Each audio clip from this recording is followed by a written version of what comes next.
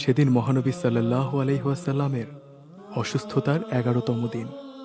শরীর খারাপ থাকা সত্ত্বেও এতদিন মহানবী সাল্লাল্লাহু আলাইহি ওয়াসাল্লাম মসজিদে নববীর নামাজের জামায়াতে নিজেই ইমামতি করে এসেছেন। আজকেও তিনি উঠেছেন নামাজের জন্য। অজু করতে শুরু করলেন, কিন্তু পারছেন না। মাথা ঘুরতে লাগলো তার। পরপর 3বার চেষ্টা করেও পারলেন না অজু করতে। কদিন ধরে তার অসুস্থতার তীব্রতা ক্রমেই প্রকট হয়ে উঠছিল। খায়বারের সেই ইহুদিনীর খাওয়ানো বিষের জ্বালাও মারাত্মক হয়ে উঠেছে ধীরে ধীরে। আজ অবস্থা এমন যে তিনি সাহাবীদের সাথে নামাজে শরিক হতেও পারছেন না। জামাতে উপস্থিত সাহাবীদের তিনি বললেন, আবু বকরকে নামাজে ইমামতি করতে বলো। মসজিদ জুড়ে পিনপতন নীরবতা, সবাই নির্বিকার, নীরব চারিপাশ। প্রবল ঝড় আসার আগে প্রকৃতি যেমন শান্তশিষ্ট হয়ে থাকে, ঠিক একই রকম হয়ে আছে সব কিছু। একটু পরে আবু বকর রাদিয়াল্লাহু তাআলা আনহু ধীর পায়ে মহানবী সাল্লাল্লাহু আলাইহি ওয়াসাল্লামের স্থানে ইমামতি করার জন্য যাচ্ছিলেন। তার ভেতরটাও তখন কাঁপছিল। যখন তিনি নবী করিম সাল্লাল্লাহু আলাইহি ওয়াসাল্লামের জায়গায় দাঁড়ালেন, আর ধৈর্য ধরতে পারলেন না কেউ। প্রবল ঝড়ে যেভাবে সবকিছু তছনছ করে দেয়, তেমনি এই দৃশ্য দেখে তাদের ভেতরটাও একদম চূর্ণ বিচূর্ণ হয়ে গেল। কান্নার রোল পড়ে গেল সমগ্র মসজিদে। কান্না থামাতে কেউ কেউ নিজের জামা কামড়ে ধরলেন, তবুও যেন থামানো যাচ্ছে না। কিন্তু এই অবস্থা তো চলতে দেয়া যাবে না। আল্লাহর নবী এমন দৃশ্য দেখলে তার মনটাও কেঁদে উঠবে।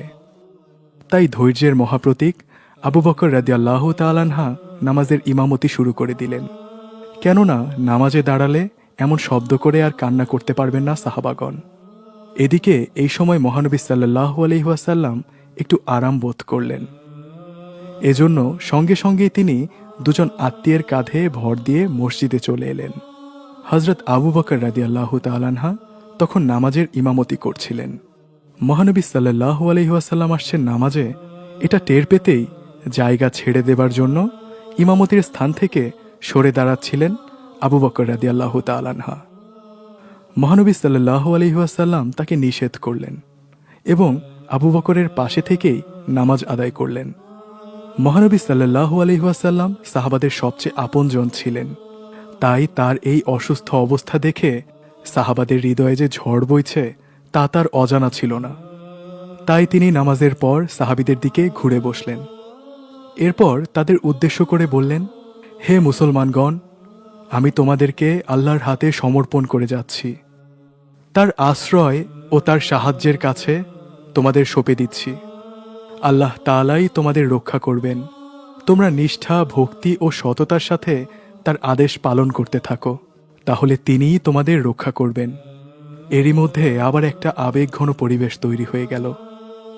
কথা বলতে বলতে নবী করিম সাল্লাল্লাহু আলাইহি ওয়াসাল্লামও আবেগমাখা কণ্ঠে বললেন, এই শেষ ভাতৃবর্গ, এই শেষ।